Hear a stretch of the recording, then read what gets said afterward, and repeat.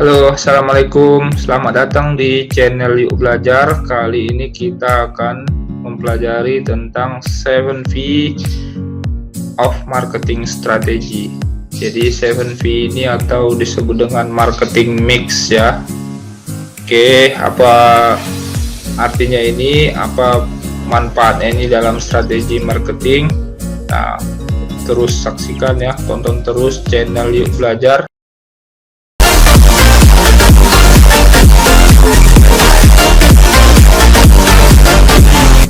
Nah, sebelum kita masuk ke inti materi, jangan lupa untuk klik subscribe, like, and share-nya ya. Terima kasih. Nah, kalian pasti kenal kan logo-logo produk ini. Ini produk yang tidak asing lagi, yang menghiasi kehidupan kita ya. Nah, produk-produk ini tentu menghadapi berbagai macam tantangan ya, proses sehingga menjadi terkenal seperti sekarang. Nah, ini bukan suatu perkara yang gampang ya untuk menciptakan branding dan sudah dikenal masyarakat seperti saat ini. Ini contohnya produk makanan dan minuman. Berikutnya kalian juga pasti kenal produk ini ya. Nah, ini produk teknologi komputer, HP. Nah, dari yang awal Microsoft, mulai ada Nokia, Samsung, Apple, Motorola. Kalian pasti sudah pernah ya menggunakan salah satu dari produk ini. Nah, kita akan belajari tentang marketing mix dari perusahaan-perusahaan atau produk-produk yang ternama ini sehingga bisa mereka bertahan hingga sekarang.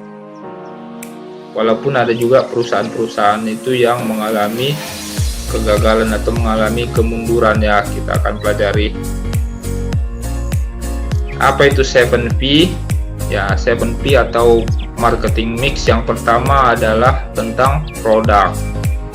Berikutnya price, harga.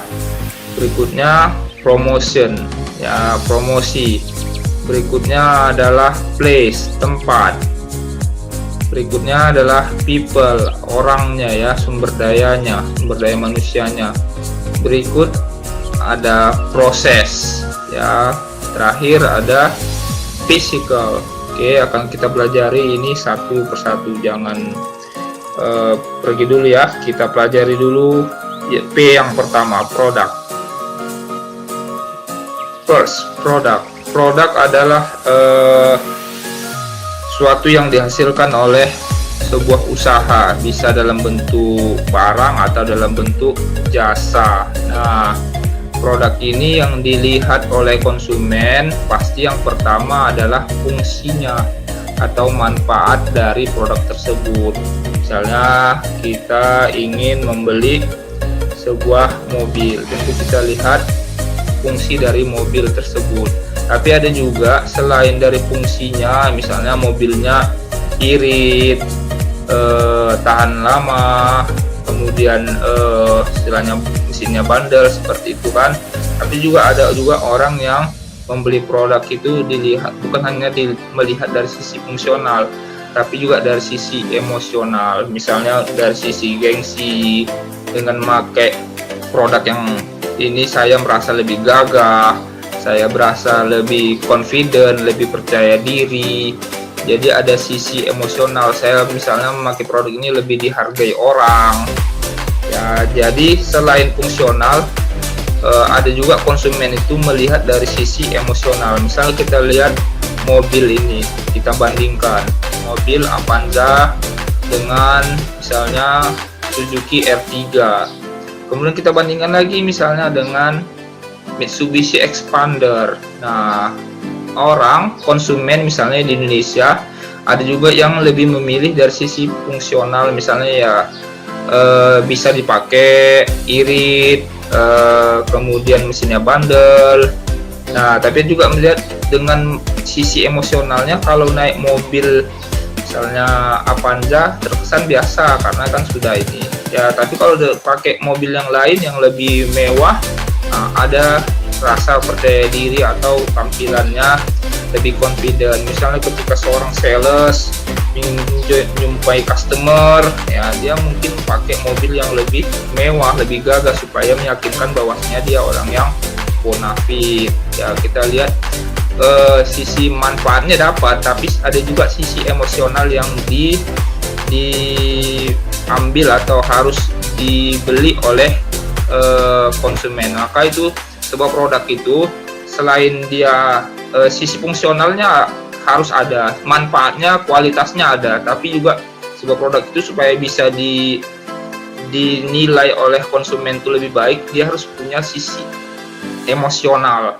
Jadi seorang seorang marketer yang menawarkan produk, dia harus bisa menampilkan atau menjelaskan sisi emosional dari sebuah produk tersebut, ya, yang bisa meyakinkan konsumen. Bukan hanya fungsinya, tapi emosionalnya yang bisa dibawa, ya, sisi emosionalnya yang bisa ditampilkan sehingga meyakinkan kepada konsumen. Berikutnya dari sisi produk ada sisi harga. Nah, harga ini kan ada istilahnya idiom kualitas sebanding dengan harga. Ya, jadi kalau mau harganya yang bagus tentu harganya sebanding, ya, atau harganya yang wajar. Tapi ada juga orang yang tidak peduli dengan harga. Yang penting tadi seperti saya bilang tadi, sisi emosionalnya yang diperlihatkan, yang bukan dari sisi manfaatnya, ya, dari barang tersebut atau dari sisi fungsional barangnya, tapi sisi emosional. Misalnya orang kaya, orang yang tampilannya ini, ya, dia lebih mementingkan tampilannya necis. Dari sisi emosionalnya harus barang-barang yang branded. Nah, seperti ini kan membuat kita ini, ya, apalagi kalau melihat orang-orang yang tampilannya wow gitu, ya, berapa ini harga jamnya, berapa ini harga mobilnya, ya kan, harga jasnya berapa, misalnya seperti tampilannya wow. Nah, kadang itulah dia konsumen tuh tidak berpikir rasional kadang untuk membeli sebuah barang, ya, kalau dia orang-orang yang sudah berduit, ya. Kadang konsumen tuh lebih melihat emosional suatu barang, ya, daripada fungsional yang peroleh. Walau harga lebih mahal dari produk yang sejenis, banyak produk yang sama, tapi ada sisi emosional yang membuat dia tertarik terhadap produk dan dia tidak memperdulikan harga.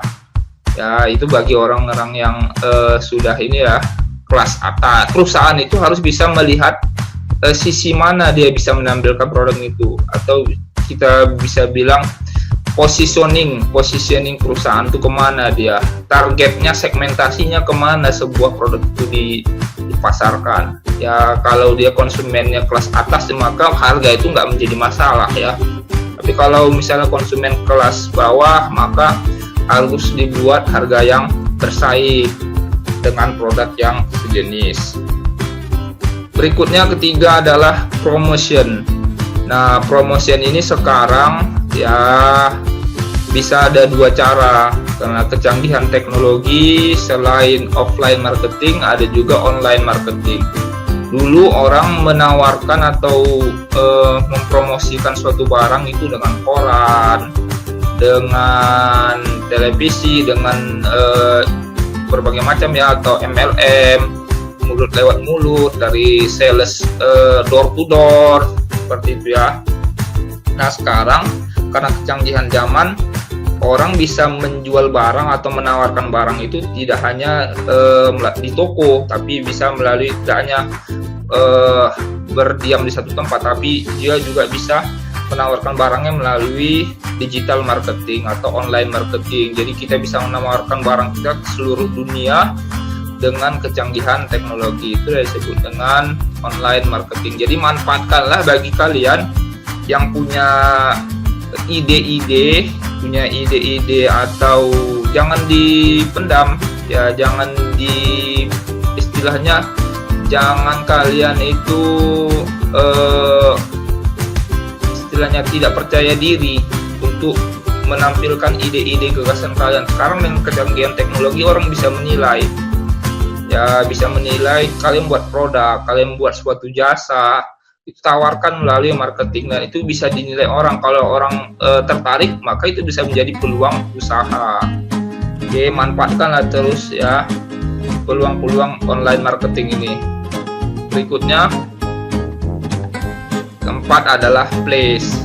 Tempat place ini maksudnya adalah saluran distribusi yang kita bisa buat untuk memudahkan orang mendapatkan barang dan jasa kita. Jadi bukan hanya sekedar tempat kita jualan ya, tapi juga saluran distribusi bagaimana barang kita bisa sampai ke tangan orang dengan cepat. Apalagi sekarang sudah banyak jasa-jasa pengiriman ya, jasa-jasa pengiriman barang. Kita jualan di Medan, kita bisa kirim barang itu ke Jakarta, kita bisa kirim barang itu ke luar negeri dengan saluran distribusi yang cepat. Jadi itu keunggulannya kalau kita mau sukses, maka kita harus punya saluran distribusi yang baik ya. Konsumen bisa mendapatkan barang dengan mudah karena pemilihan saluran distribusi yang baik. Berikutnya adalah people. People ini berarti orang yang bekerja dengan kita ya, orang yang kita manfaatkan untuk membantu usaha kita. Maka kita harus memilih orang-orang atau kita bisa bilang karyawan kita tuh yang mindednya open minded ya, orang-orang yang terbuka. Jadi ketika ada nasabah, ada konsumen, maka dia siap melayani nasabah itu dengan sepenuh hati, karena konsumen itu adalah sumber rezeki kita. Jangan ketika misalnya kita buka kafe, kita buka warung, orang rame malah mengeluh karena rame, misalnya seperti itu, berarti mindsetnya bukan mindset yang baik. Seperti itu. Atau misalnya ada nasabah yang komplain, dia malah tidak istilahnya tidak menampilkan kesungguhan untuk membantu, atau ketika ditegur oleh atasan dia malah mengeluh, berarti itu orangnya tidak istilahnya tidak mindednya tidak bagus ya, pikirannya kurang baik seperti itu. Maka kita harus mencari sumber daya yang membantu kita itu orang-orang yang memang profesional ya, profesional untuk membantu kelancaran usaha kita ya, seperti itu. Berikutnya adalah